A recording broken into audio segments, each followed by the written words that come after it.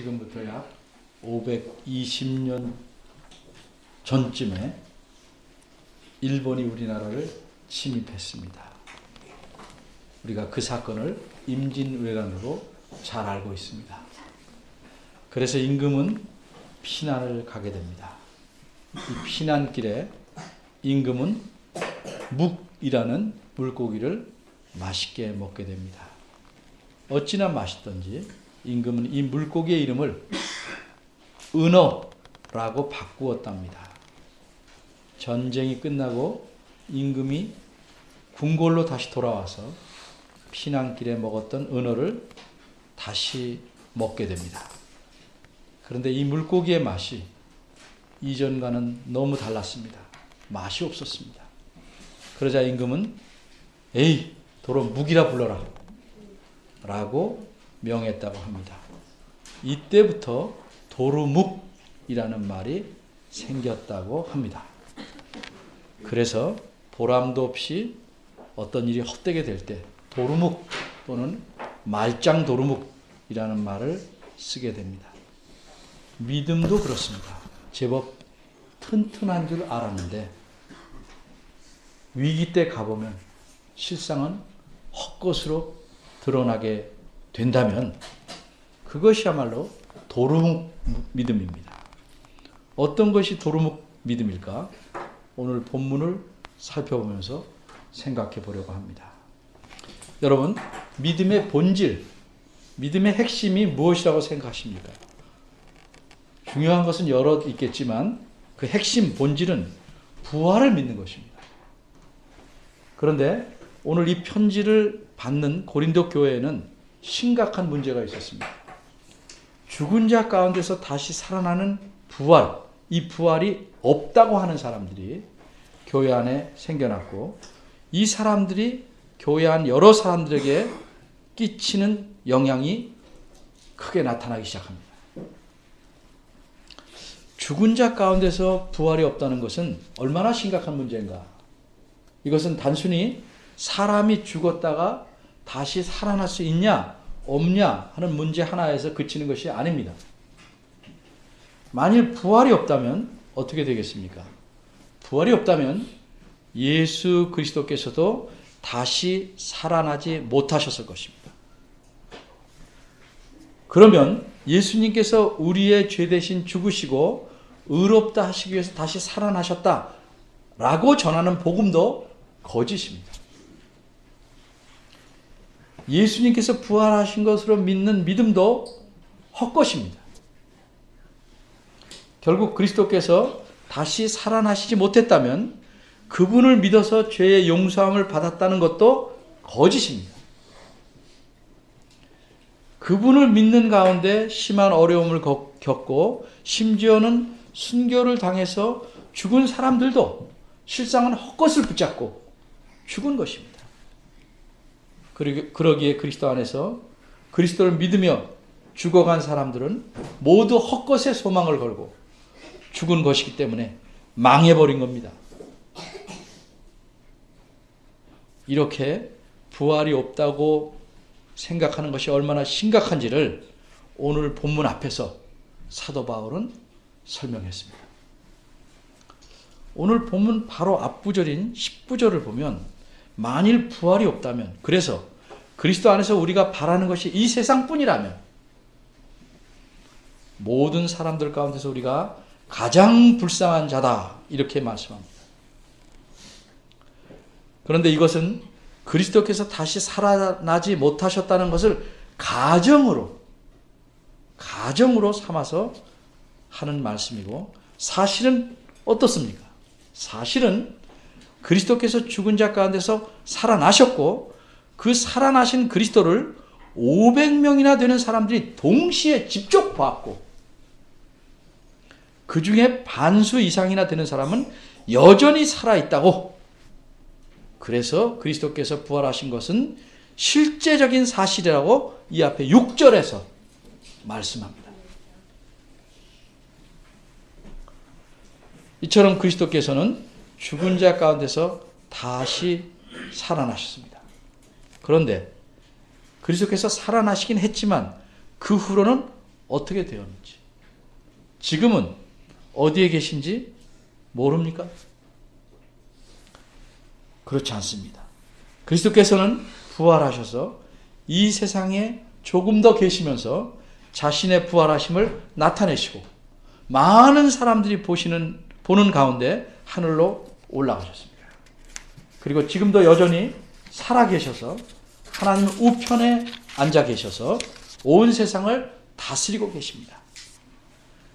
이것이 분명한 사실이고 또 이 사실을 확신하기 때문에 오늘 본문인 20절부터는 이 글의 편지의 어조가 바뀝니다.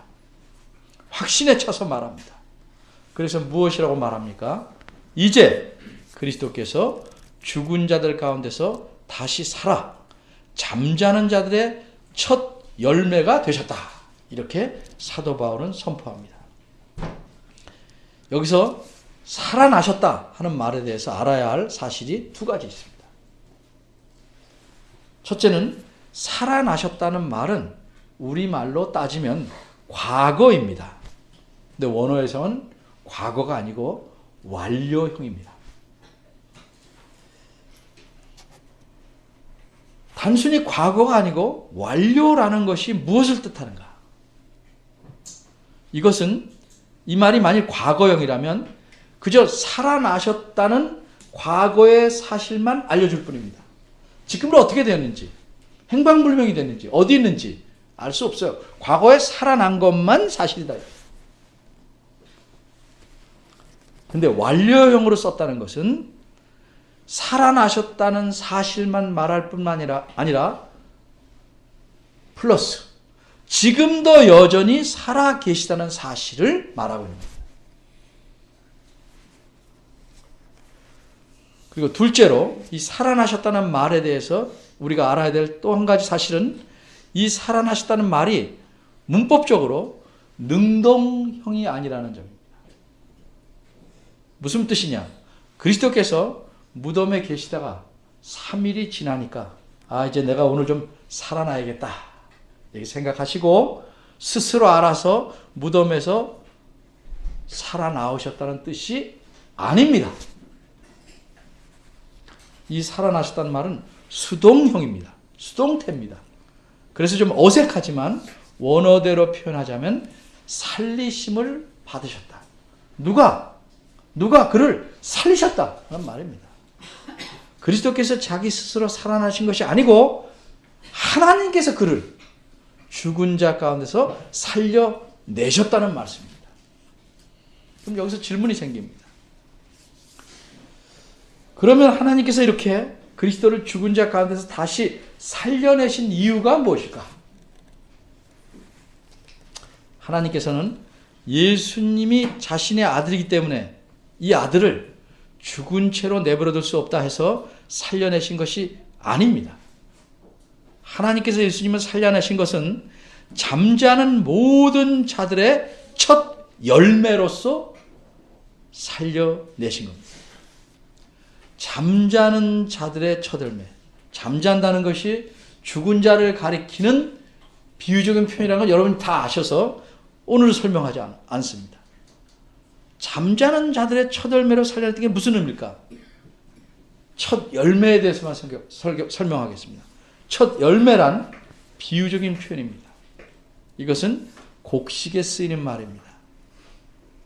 이것은 구약 성경에 나타난 표현을 따다가 비유적으로 사용한 것입니다. 추수 때가 되면 여러분 잘 살펴보시면 같은 곡식일지라도 한꺼번에 샥 다 익는 것이 아닙니다. 어떤 것은 조금 먼저 익고 어떤 것은 조금 나중에 익게 됩니다. 이렇게 시간의 차이를 두고 곡식이 익는데 먼저 익은 곡식을 베어서 묶은 첫 묶음, 첫 단 이것을 하나님 앞에 드립니다. 이렇게 하는 까닭은 이 모든 곡식이 하나님께서 주신 것이며 이것을 다 우리 주님이신 하나님께 바친다는 의미입니다. 그러니까 전체를 대표하는 의미에서 곡식에 처음 이삭이 익은 그 첫 곡식단을 하나님께 바치는 겁니다.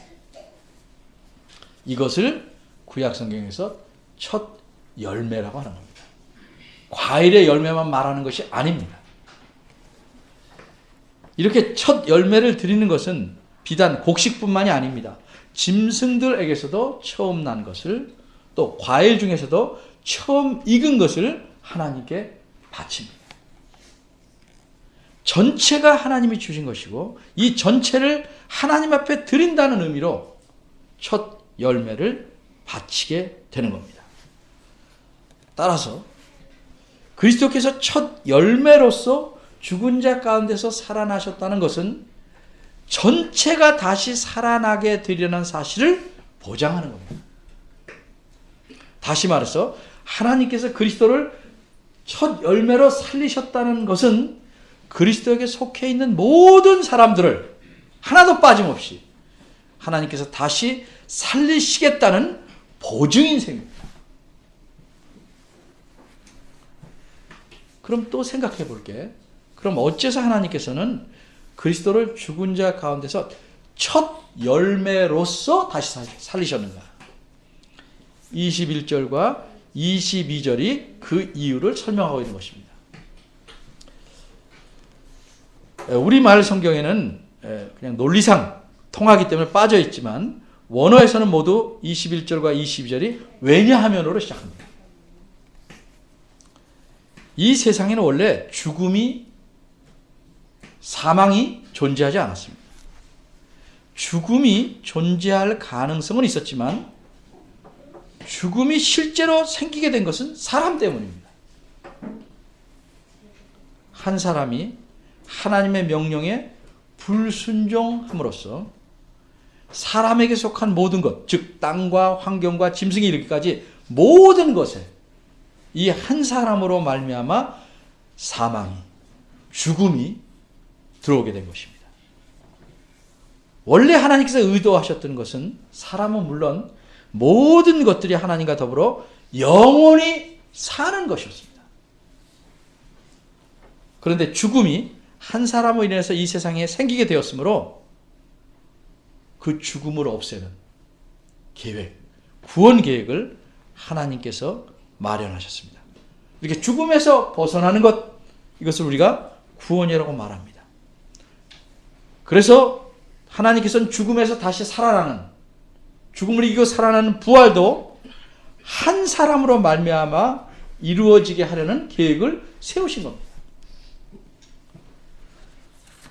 22절은 이렇게 이 세상에 사망이 있게 한 한 사람과 다시 새로운 생명을, 새로운 삶을 살게 할 그 한 사람이 누군지를 알려줍니다. 그들은 각각 인류의 시초인 아담과 새로운 인류의 시초인 그리스도이십니다. 아담 때문에 모든 사람이 죽었던 것처럼 이제는 그리스도 안에서 모든 사람이 삶을 얻는다고 말씀합니다. 그런데 그리스도 안에서 모든이라는 표현에서 이 모든이란 말은 아무나 제한 없이 누구나 모두를 가리키는 말이 아닙니다. 금방 말한 대로 그리스도 안에 있는 모든 사람입니다. 그리스도 밖에 있는 사람이 아닙니다. 그리스도 안에 있는 모든 사람. 그리스도 안에 있으면 누구든지 삶을 얻으리라는 말씀입니다. 여기서 삶을 얻는다는 말은 바꿔 말하면 생명을 얻는다는 건데 이 말 역시 수동태 표현입니다. 바꿔 말하면 저절로 사람이 그리스도 안에 있으면 자기의 힘으로 능력으로 생명을 갖게 된다는 말이 아닙니다. 하나님께서 자신의 능력으로 그리스도 안에 있는 모든 사람에게 생명을 주시겠다는 의미입니다. 엄밀히 말해서 성경에서 말씀한 죽음이라는 것은 단순히 육체적 죽음만을 의미하지 않습니다. 성경에서 말하는 죽음이라는 것은 그가 살아있기 때문에 누리는 모든 것을 다 잃어버리는 것을 죽음이라고 합니다. 그리고 이 살아있기 때문에 누리던 모든 것을 잃어버리는 마지막 단계가 육체적인 죽음입니다. 반면에 부활로 인해서 누리는 삶, 즉 생명이라는 것은 이 죽음과 정반대입니다. 그러니까 생명이라는 것은 살아있기 때문에 누릴 수 있는 모든 것입니다. 그리고 그것을 영원히 누리는 것입니다.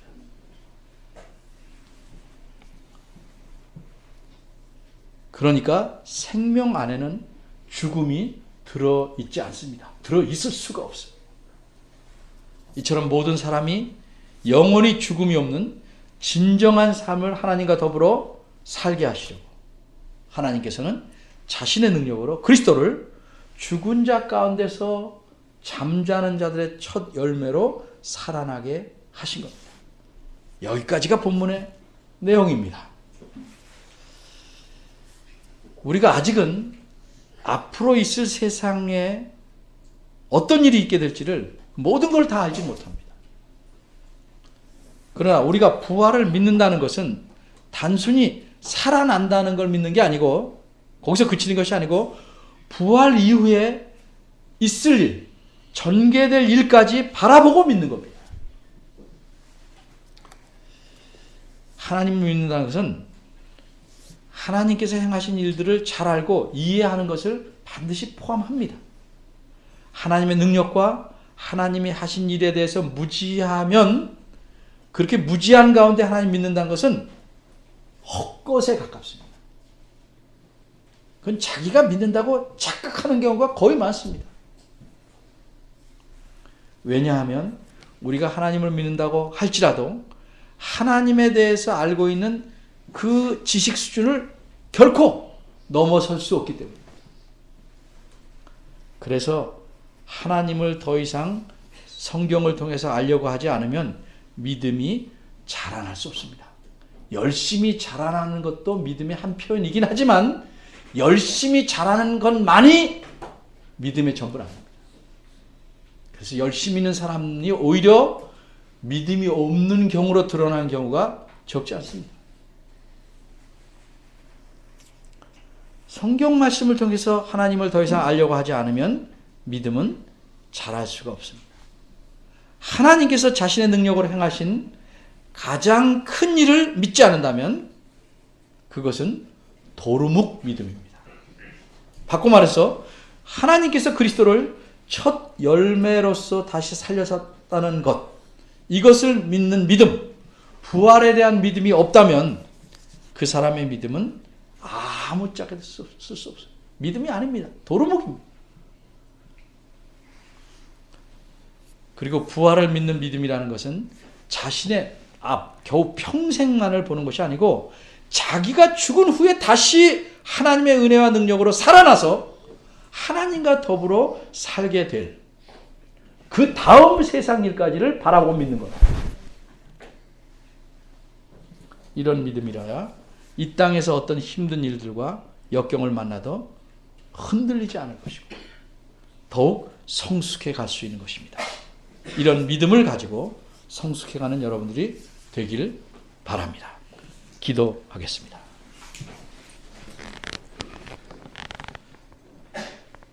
하나님, 저희가 하나님께서 행하신 매우 크고 중요한 일을 생각해 보았습니다. 우리 안에 하나님께서 행하신 이 부활의 능력, 이 능력에 대한, 이 사건에 대한 믿음이 있는지 잘 살펴보게 하시고 연약한 저희들을 긍휼히 여기셔서 이 사실을 성경에 수없이 증거하고 말씀하신 이 사실을 믿고 받아들일 수 있도록 은혜를 주시기를 바랍니다. 그래서 우리가 이 세상에서 그저 겨우 수양이나 쌓고 마음의 평안을 얻고 살다가 죽음은 끝나버리는 가장 불쌍한 사람이 되지 않게 하시고 하나님이 의도하신 모든 삶을 영원히 하나님과 더불어 누릴 수 있는 올바로 된 신앙의 그런 믿음을 가진 사람들이 되도록 이끌어 주시기를 바랍니다. 예수님의 이름으로 기도합니다. 아멘.